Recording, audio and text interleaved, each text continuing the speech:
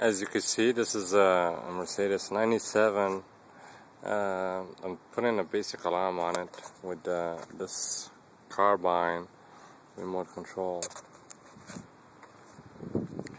It has the vacuum pump on the back, and as you see, there's a battery in the back.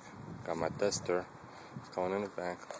This is my ride, the one I use for mobile service. And you don't want to see all these wires. It's all messy, right? But all this is connected back original.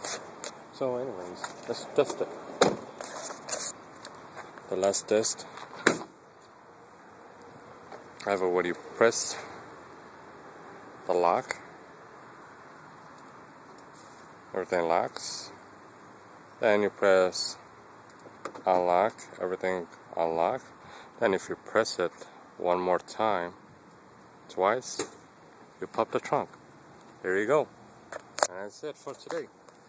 Basic alarm, code alarm. It's called CA1151. They're all the same, by the way. If you want to pay more, go right ahead.